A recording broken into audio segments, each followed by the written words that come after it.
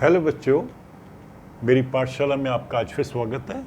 आज हम science chapter 4 जिसका टाइटल है कंबस्शन एंड फ्लेम, उसके कुछ कीवर्ड्स समझेंगे। तो इसी टॉपिक पर मैंने एक पहले वीडियो बनाया था, वो आपने शायद देखा होगा। नहीं देखा तो सब देख लो, क्योंकि उसमें मैंने 5-6 वर्ड समझाए थे जो बड़े इंपॉर्टेंट हैं। तो उन वर्ड्स के अतिरिक्त जो वर्ड्स हैं, करीबन 8 वर्ड्स हैं, वो मैं आज आपको समझाऊंगा। तो इनको अगर आप अच्छे से समझ लोगे तो एक तरह से आपको पूरा चैप्टर भी समझ आ जाएगा। तो हम पहले वर्ड पे आते हैं, वो है फ्लेम। फ्लेम बेसिकली क्या होता है कि जब कहीं आग लगती है किसी चीज को, तो उसका एक विजिबल पार्ट होता है, वो पार्ट जो हमें दिखाई देता है, visible and gaseous part of fire.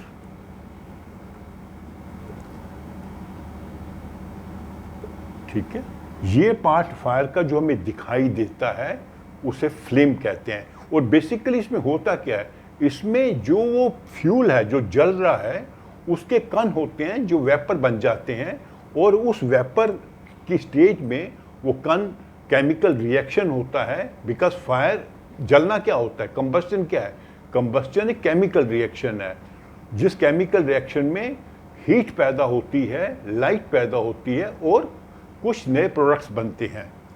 तो वो जब उसमें जो पार्टिकल्स होंगे, कण होंगे जो हमें दिखाई नहीं देते पर उसमें होते हैं, वो जब केमिकल रिएक्शन उन कणों का होगा तो वो हीट पैदा करेंगे और लाइट भी पैदा करेंगे।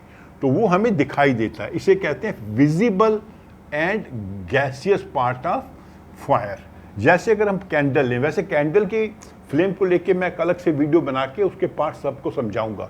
मैं सिर्फ यहाँ पे थोड़ा सा एग्जांपल आपको दे रहा हूँ। ये कैंडल है, ये इसकी विक है। जब हम विक को हम जलाते हैं तो क्या होता है कि ये जो वैक्स है, मोम है, ये पिघलती है और पिघल के ये वेपर बन जाते हैं। तो ये जो वेपर हैं मोम के, इनमें केमिकल रिएक्शन होगा और केमिकल रिएक्शन होने से ये ग्लो करेंगे, चमकेंगे। चमकने से लाइट पैदा होगी और हीट भी पैदा होगी। केमिकल रिएक्शन से हीट भी पैदा होगी, लाइट भी पैदा होगी। तो ये जो पार्ट है इसे फ्लेम कहते हैं। जिस पार्ट में ये कण जो हैं, वैक्स के जो कण हैं जो वेपर बन गए हैं, गैस स्टेज में आ गए हैं, वो केमिकल रिएक्शन से जल रहे हैं और लाइट पैदा हो रही है, हीट पैदा हो रही है।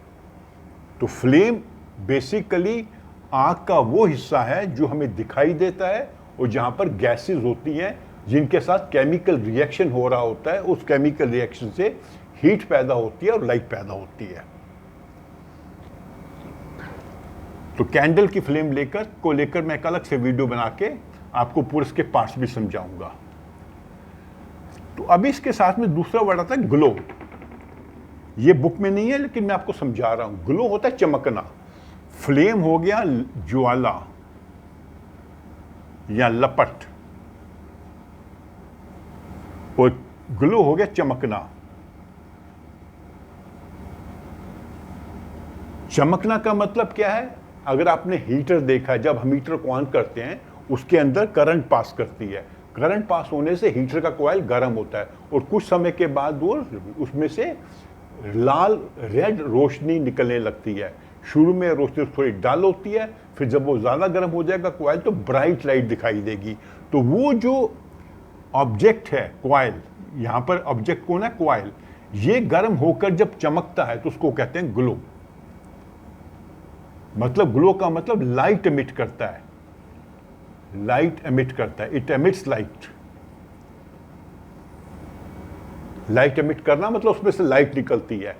पुराने बल्ब होते थे, अगर आपको याद होगा, जिसमें एक टंगस्टन की फिलामेंट होती थी। जैसे ही उसको ऑन करते थे कमरे में प्रकाश हो जाता था। क्यों? वो फिलामेंट ग्लो करने लगती थी। वो फिलामेंट एक जो बल्ब का जो फिलामेंट ऐसे सब्सटेंस का बना होता था कि वो ज़्यादा लाइट पैदा करता था, हीट कम पैदा करता था, लाइट ज़्यादा पैदा करता था।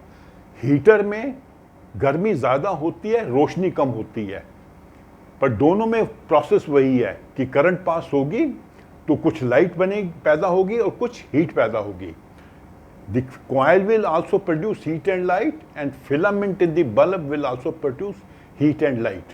तो वो कैसे लाइट बनती है? जब वो चमकता है, वो कॉइल चमकता है, इसके आसपास कोई फ्लेम नहीं है। जैसे गैस की फ्लेम आप देखेंगे या मोमबत्ती की फ्लेम देखेंगे, वो हवा में आपको दिखती है फ्लेम, गैस की भी दिखेगी। गैस का बर्नर जब जलाते हैं घरों में, आप लोग देखोगे इसके सुराख होते हैं, यहाँ से गैस निकलती है, तो यहाँ ये फ्लेम दिखती है ब्लू कलर की। क्योंकि फ्लेम का कलर जो डिपेंड करता है कि फ्यूल कैसा है। अलग अलग प्रकार की अलग अलग फ्लेम होगी। लकड़ी जलती है तो जनरली येलोइश फ्लेम होती है, मोमबत्ती से भी येलोइश फ्लेम निकलती है, ठीक है। और गैस जलेगी तो ब्लूइश फ्लेम होगी। अगर उसमें हवा की मात्रा कम हो जाती है, कई बार देखेंगे आप घरों में जब आप गैस चलाते हैं तो रेड कलर की या येलो कलर की लाइट उसमें से फ्लेम निकलती है, क्योंकि उसको पर्याप्त हवा नहीं मिल रही। कंबस्चन में हवा होनी चाहिए। अगर हवा की मात्रा कम होगी तो कंबस्चन कंप्लीट कंबस्चन नहीं होता, इनकम्प्लीट होता है। तो ग्लो और फ्लेम में ये अंतर है कि ग्लो में वो चीज चमकती है, जैसे हीटर का कॉइल चमकता है या बल्ब का फिलामेंट चमकती है, लेकिन फ्लेम में एक छोटा सा पोर्शन होता है जहां पर वो गैसेस जो होती हैं उस फ्यूल की, वो जलती हैं और जलने से हीट पैदा होती है और रोशनी पैदा होती है। फिर आते हैं हम नया वर्ड के ऊपर, इनफ्लेमेबल सब्सटेंस। इनफ्लेमेबल जो फ्लेम से ही बना हुआ है, फ्लेम इसका बना दिया फ्लेमेबल, इनफ्लेमेबल। इनफ्लेमेबल का मतलब है कि वो सब्सटेंस जो जल सकता है। अगर आप देखेंगे आपके आसपास सब चीजें नहीं जलती हैं, ईंट नहीं जलती है, पत्थर नहीं जलते हैं, लकड़ी जलती है, प्लास्टिक जलते हैं, कपड़े जलते हैं, पेपर जलता है। तो कुछ चीजें जलती हैं, कुछ चीजें नहीं जलती हैं। जो जलती हैं उन्हें कहते हैं इनफ्लेमेबल सब्सटेंसेस, ठीक है। और कोई चीज किस टेम्परेचर पे जलेगी वो मैंने आपको समझाया था, उसका इग्निशन टेम्परेचर। जब वो चीज उस टेम्परेचर से नीचे रहेगा, उसका तापमान, तो जलेगी नहीं। लेकिन अगर तापमान उससे ऊपर चला जाएगा तो जलने लगेगी। तो इग्निशन टेम्परेचर के ऊपर जब वो एक चीज गर्म हो जाएगी तो वो जलने लगेगी। वो जलेगी, सभी चीजें नहीं जलती हैं। जैसे मैंने उसका एग्जांपल दिया, ईंटें नहीं जलती हैं, स्टोन्स नहीं जलते हैं, मेटल नहीं जलती है। मेटल गर्म होकर ग्लो कर सकती है। जैसे आपने देखा होगा कहीं पर लोहार काम करता है, आयरन स्मिथ, वो लोहे को गर्म करता है तो लोहा धीरे धीरे जब गर्म हो जाता है तो उसमें से रेड लाइट निकलती है। वो गर्म हो जाता है, फिर उसको ठोक पीट के वो अपनी जो भी उसने चीज बनानी है लोहे की बनाता है। तो वो ग्लो करेगा लेकिन जलेगा नहीं। जलेगी लकड़ी, जैसे कपड़ा, नायलन, एस्बेस्टस, प्लास्टिक्स, फ्यूल सब जलते हैं। पेट्रोल जलता है, कैरोसिन जलती है, लकड़ी जलती है, पेपर जलता है। और इसमें भी एक वर्ड होता है हाईली इन्फ्लेमेबल। ये आपको समझा रहा हूं, बुक में नहीं है। हाईली, बहुत जल्दी जलने वाला। जैसे पेट्रोल इज हाईली इन्फ्लेमेबल। तो आपने देखा होगा कि कई बार पेट्रोल पंप पे आप जाते हैं अपने पापा के साथ पेट्रोल लेने के लिए, वहां पे लिखा होता है कि वहां सिगरेट पीना अलाउड नहीं है, क्योंकि जरा सी भी जो है चिंगारी है वहां पे जो पेट्रोल की फ्यूम्स होती हैं, क्योंकि पेट्रोल लोगों गाड़ियों में डाला जा रहा है, तो पेट्रोल के जो वेपर्स होते हैं वहां पे हवा में घूम रहे होते हैं, वो जरा सी भी चिंगारी से वो जल सकते हैं, because it is highly inflammable, बहुत जल्दी जल जाता है। और कुछ चीजें तो होती हैं जिनको, जैसे सोडियम है, सोडियम एक धातु है, उसको पानी में रखना पड़ता है। जैसे ही पानी से बाहर निकालेंगे, जैसे ही वो हवा के कांटेक्ट में आएगा वो जलने लगेगा अपने आप ही। उसको कोई चिंगारी देने की जरूरत नहीं है, हवा के कांटेक्ट में आने से ही वो जलने लगेगा। हाईली इन्फ्लेमेबल, उसको स्टोर करना मुश्किल होता है, उसको पानी में स्टोर करते हैं। तो इन्फ्लेमेबल जो जलता है, हाईली इन्फ्लेमेबल जो बहुत जल्दी जलता है, जिसका इग्निशन टेम्परेचर बहुत लो होगा। जितना इग्निशन टेम्परेचर लो होगा उतनी जल्दी चीज जलेगी।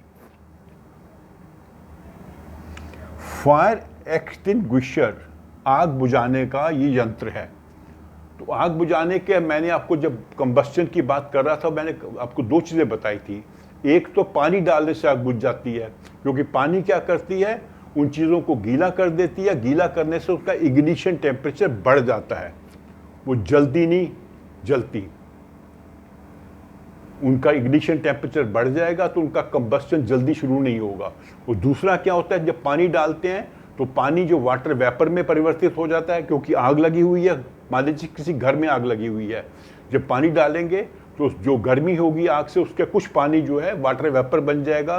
वो वाटर वेपर उन चीज़ों को घेर लेंगे जिन्हें आग लगी हुई है या आग लग सकती है, और वाटर वेपर क्या करेंगे, ऑक्सीजन की सप्लाई को कम कर देंगे। जब ऑक्सीजन की सप्लाई कम हो जाएगी, जो चीज़ें जल रही हैं वो जलना उनका कम हो जाएगा और बुझ भी जाएंगी। और दूसरा क्या तरीका होता है, आपने देखा होगा कई जगह पे छोटा सा एक मशीन रखी है फायर एक्सटिंग्विशर, उसमें जब प्रेस करते हैं उसमें से गैस निकलती है, वो गैस होती है कार्बन डाइऑक्साइड। कार्बन डाइऑक्साइड जब किसी चीज़ पर डालेंगे जो जल रही है तो वो उसको घेर लेगी। घेरने से क्या होगा, ऑक्सीजन की सप्लाई को कम कर देगी। जैसे पानी डाला तो वाटर वेपर बने, वाटर वेपर ने जलती हुई चीज़ को घेर लिया, ऑक्सीजन की सप्लाई कम हो गई और वो जलना बंद हो गई। जब हमने उसके ऊपर कार्बन डाइऑक्साइड डाली तो कार्बन डाइऑक्साइड उसको घेर लेगी और ऑक्सीजन की सप्लाई को कम कर देगी और जलना बुझ जाएगी। और कुछ चीज़ों को पानी से नहीं बुझा सकते। अगर जैसे पेट्रोल में आग लगी है उसमें पानी नहीं डाल सकते, पानी से बुझेगा नहीं, उसको कार्बन डाइऑक्साइड से बुझाना पड़ेगा।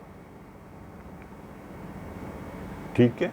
और कई बार हम क्या करते हैं, आपने देखा होगा कई जगह पे बाल्टियों में रेत भी रखी होती है, कोई चीज़ जल रही है उसके ऊपर रेत डाल दीजिए। रेत डालने से क्या होगा, उसके ऊपर ऑक्सीजन की सप्लाई कम हो जाएगी और वो चीज़ जल्दी बुझ जाएगी, ज़्यादा देर चलेगी नहीं।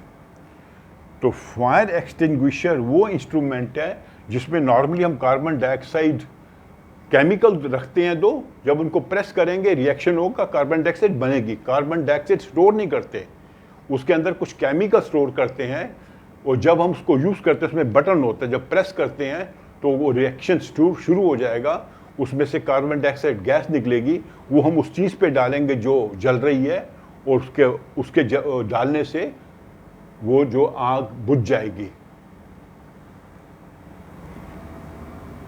फिर आते हैं वर्ड एसिड रेन के ऊपर। इसको थोड़ा मैं क्लीन कर देता हूं ताकि आपको एसिड रेन, बेसिकली आपने हो सकता है ये वर्ड सुना हो। ये पिछले कुछ 100 साल से ऐसा एनवायरनमेंट पे हो रहा है, क्योंकि हम लोग अब बहुत ज़्यादा ईंधन का प्रयोग कर रहे हैं, पेट्रोल, डीजल, केरोसिन, गैसेस का, जैसे एलपीजी, सीएनजी, ये सब जब गैसेस चलती हैं, कोयला जलता है, तो इनसे जो धुआं निकलता है उसमें सल्फर और नाइट्रोजन के कंपाउंड्स होते हैं। सल्फर डाइऑक्साइड होगा और नाइट्रोजन के भी ऑक्साइड होंगे। तो ये जो केमिकल निकलते हैं पेट्रोल धुएं में जो होते हैं, चाहे वो पेट्रोल जले, डीजल जले, केरोसिन जले, उनके जलने से जब ये गैसेस निकलती हैं तो ये हवा में जाती हैं, ऊपर जाकर ये जो हवा में नमी है उसमें मिक्स हो जाएंगे। तो जब वो बारिश बन के नीचे गिरेंगे पानी की बूंदें, तो उन पानी की बूंदों में ये केमिकल रिएक्शन से एसिड बन जाएंगे। पानी के साथ इनका केमिकल रिएक्शन होगा तो सल्फ्यूरिक एसिड और नाइट्रिक एसिड बन जाएगा। तो ये एसिडिक हो जाएगा, वो जो पानी है बादलों में वो एसिडिक हो जाएगा।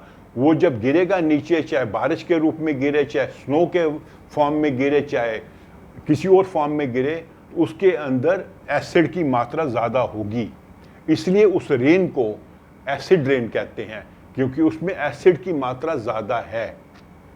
जो पानी ऊपर से गिर रहा है वर्षा के रूप में, स्नो के रूप में, ओले के रूप में, उसमें एसिड की मात्रा ज़्यादा है। वो एसिड कैसे बना?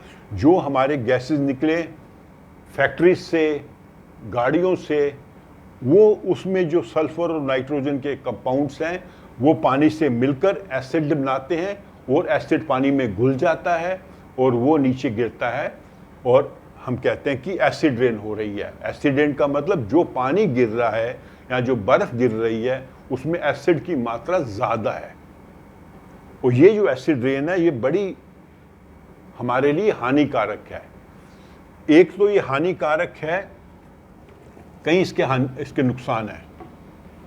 मैं इसको थोड़ा अलग से समझा देता हूँ। ये वर्ड में नहीं आपने लिखना, अगर आपको ये पूछा जाए एसिड रेन में तो आपने सिर्फ ये बता देना है कि वो रेन जिसमें एसिड की मात्रा ज़्यादा होती है उसे एसिड रेन कहते हैं। जो वर्षा में या स्नो में एसिड की मात्रा ज़्यादा होगी उसे एसिड रेन कहेंगे। और ये एसिड बनता कैसे है कि गाड़ियों से, फैक्ट्रियों से जो धुआं निकलता है उसके अंदर सल्फर और नाइट्रोजन के कंपाउंड्स होते हैं। ये कंपाउंड्स पानी में मिलकर एक केमिकल रिएक्शन करते हैं और एसिड बन जाता है। वो एसिड पानी के साथ मिलकर धरती पर गिरता है वर्षा के रूप में या बर्फ़ के रूप में। तो लेकिन एसिड रेन के कुछ बड़े नुकसान होते हैं। पहला नुकसान तो होता है सॉइल को। हमारी जो धरती है उसमें एसिड की मात्रा बढ़ जाती है क्योंकि सारी वर्षा और बर्फ़ तो धरती पे ही गिरनी है। एसिड की क्वांटिटी बढ़ जाती है, मतलब वो जो सॉइल है वो अब एग्रीकल्चर के लिए, प्लांट्स लगाने के लिए ठीक नहीं रहती। मतलब ये डैमेज कर देती है सॉइल को। कैसे डैमेज करती है? उसमें एसिड की मात्रा बढ़ जाती है। दूसरा, ये पेड़ पौधों पर जिन पे गिरती है, प्लांट्स पर गिरती है, उन्हें हानि पहुंचाती है।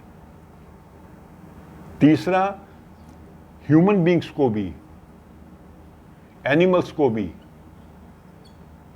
लंग्स में प्रॉब्लम होता है इससे, रेस्पिरेटरी सिस्टम में प्रॉब्लम होता है, स्किन में प्रॉब्लम हो सकता है। तीसरा, जिन बिल्डिंग्स पे गिरेगी, चौथा, जिन बिल्डिंग्स पे गिरेगी उन्हें करोड करेगी। बिल्डिंग्स हैं, पुल हैं और भी स्ट्रक्चर्स हैं, उन्हें करोड करेगी। जो एसिड है उनको धीरे धीरे खराब कर देगा। उसके अंदर जो सीमेंट है, स्टील है, उसे खराब करेगा। तो मतलब इन बिल्डिंग्स की और इन ऑब्जेक्ट्स की, चाहे वो पुल हो या कुछ भी हो, उनकी लाइफ कम हो जाएगी। सॉइल, प्लांट, ह्यूमन बीइंग के लिए, बिल्डिंग्स के लिए, तो ये इसके कुछ इससे हानिकारक इसके नुकसान है, हानिकारक परिणाम है, इनके हानिकारक परिणाम है एसिड रेन के।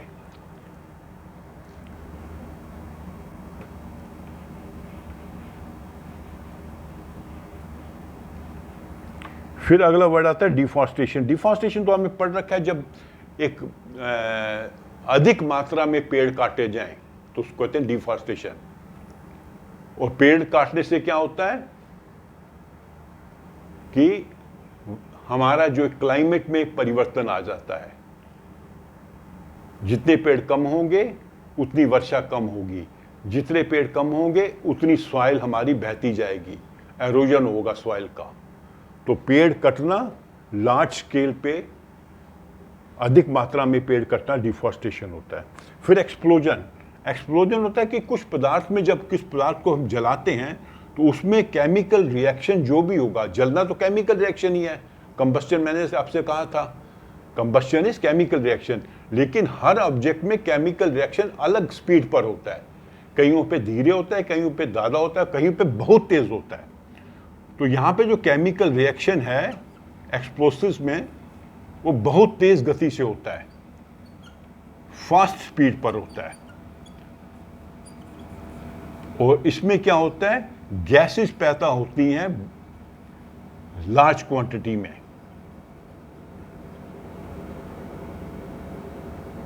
बहुत अधिक मात्रा में गैस पैदा होती है। और जब अधिक मात्रा में गैस पैदा होती है तो उससे प्रेशर बढ़ जाता है। जैसे आप मान लीजिए टायर में हवा भरते हो, साइकिल के टायर में, अगर आप हवा बढ़ते जाओ तो वो बर्स्ट कर जाता है, फट जाता है। क्यों? इतना ज़्यादा प्रेशर हो गया कि वो जो टायर है उसको सह नहीं पाता और फट जाता है।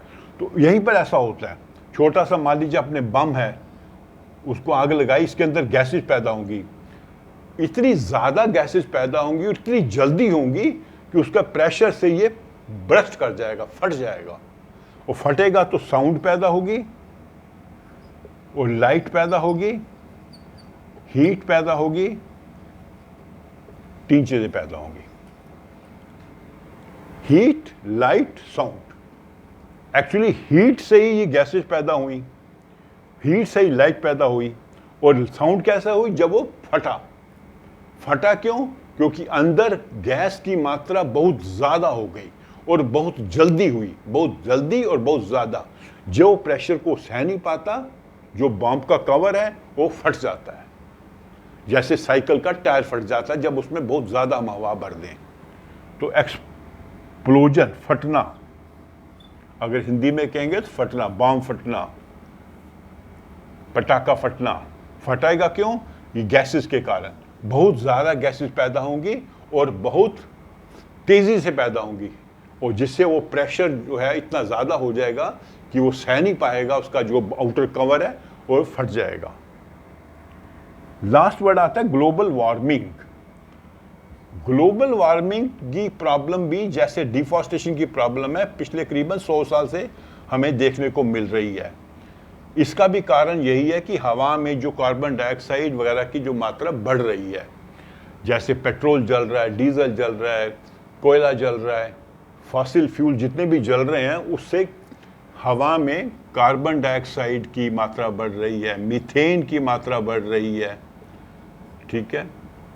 और जो नाइट्रोजन के कंपाउंड्स हैं, नाइट्रोजन कंपाउंड्स हैं, उनकी मात्रा बढ़ रही है। ये कहते हैं फ्लोरोकार्बन्स, फ्लोरोकार्बन्स। तो ये गैसेस की मात्रा बढ़ रही है एटमॉस्फेयर में। अब इनको गैसेस को कहते हैं green house gases, green house gases. इसका क्या मतलब है? इसका मतलब है कि ये धरती है, ठीक है, ये इसके चारों तरफ एटमॉस्फेयर है। तो नॉर्मली क्या होता है कि जब सूर्य की रोशनी पड़ती है तो वो ज़मीन से टकरा के वापस भी जाती है, रिफ्लेक्ट करती है। किसी भी चीज़ पर जब हीट रेज पड़ती हैं तो कुछ रिफ्लेक्ट करती हैं, वापस जाती हैं। लेकिन जब ये वापस जाती हैं तो हवा में जो कार्बन डाइऑक्साइड, मीथेन, नाइट्रोजन के जो कंपाउंड्स हैं, नाइट्रोजन कंपाउंड्स हैं, फ्लोरोकार्बन्स हैं, वो उसको ट्रैप कर लेते हैं, रोक देते हैं, बाहर नहीं जाने देते एटमॉस्फेयर से। जब एटमॉस्फेयर से बाहर नहीं जाएंगे तो सारी गर्मी यहीं ट्रैप हो जाएगी। सूर्य की किरणें नीचे आई, टकराकर वापस गई, लेकिन वापस नहीं जा पाई। क्यों नहीं जा पाई? यहाँ पे गैसेस ने इनको ट्रैप कर लिया। कार्बन डाइऑक्साइड ने, मीथेन ने, फ्लोरोकार्बन्स ने, नाइट्रोजन कंपाउंड ने ट्रैप कर लिया, तो ये गर्मी यहीं रुक गई। उससे क्या होगा? एटमॉस्फेयर का टेम्परेचर बढ़ जाएगा। तो धीरे धीरे धीरे धीरे सारा टेम्परेचर बढ़ता जाएगा पूरी धरती पर। इसको कहते हैं ग्लोबल वार्मिंग। ग्लोब पूरी धरती को कहते हैं, ग्लोब वर्ड होता है।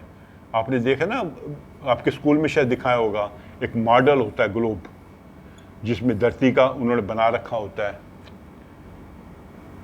ठीक है। तो ये ग्लोबल वार्मिंग, पूरी धरती में गर्मी बढ़ रही है। इसलिए बढ़ रही है क्योंकि ग्रीन हाउसेस गैसेस हैं जो गर्मी को बाहर नहीं जाने देती एटमॉस्फेयर से। अगर इनकी मात्रा कम थी, जैसे करीबन 100 साल पहले मात्रा कम थी, तो वो गर्मी एटमॉस्फेयर से बाहर चली जाती थी, तो हमारा एटमॉस्फेयर ज़्यादा गर्म नहीं होता था। अब ज़्यादा गर्म हो रहा है। जिस गर्मी से क्या हो रहा है कि जो पोल्स पे आइस है या ऊंचे पर्वतों पर आइस है, हिमालय में है, वो पिघलने लगी है। आइसबर्ग्स जो टूटने लगे हैं, क्योंकि उनकी बर्फ पिघलती जा रही है, वो टूटते जा रहे हैं। तो ये ग्लोबल वार्मिंग है because of the green house gases. ये गैसेस कौन सी हैं? Carbon dioxide, methane, nitrogen compounds, fluorocarbons. ये क्या करते हैं? ट्रैप कर लेते हैं, हीट को ट्रैप कर लेते हैं। Trap heat. कौन सी हीट? जो धरती की सरफेस से रिफ्लेक्ट होकर वापस जा रही है और उसको बाहर नहीं जाने देती, एटमॉस्फेयर के अंदर ही उसको कैद कर लेती है, ट्रैप कर लेती है, जिससे एटमॉस्फेयर का टेम्परेचर बढ़ता है और इससे पूरा हमारा जो क्लाइमेट में परिवर्तन आ रहा है, अलग अलग जगह पर जो मौसम है उसमें जो जलवायु है वो उसमें परिवर्तन होता जा रहा है धीरे धीरे धीरे धीरे। और ये स्थिति बड़ी भयावह हो सकती है अगर जल्दी ही कोई कारगर कदम नहीं उठाएंगे तो ये सभी वर्ड्स हैं इसके चैप्टर 4 के। तो कि कहीं पे भी किसी पॉइंट में भी आपको दिक्कत आ रही है तो मेरे कमेंट्स में आप लिख के बताना, मैं फिर कोई प्रयास करूंगा आपको समझाने का। और उसमें मैं एक अलग से 1-2 वीडियो बना के आपको, जैसे कैंडल की फ्लेम के पार्ट्स क्या होते हैं या और भी कोई पॉइंट देख लूँगा जो आपको समझाना है, मैं अलग से वीडियो बनाऊँगा। तो अगर आपको ये मेरी वीडियो अच्छी लगी हो तो इसे आप प्लीज़ लाइक ज़रूर करो, अपने फ्रेंड्स के साथ शेयर करो और मेरे चैनल को सब्सक्राइब भी करो। Thank you.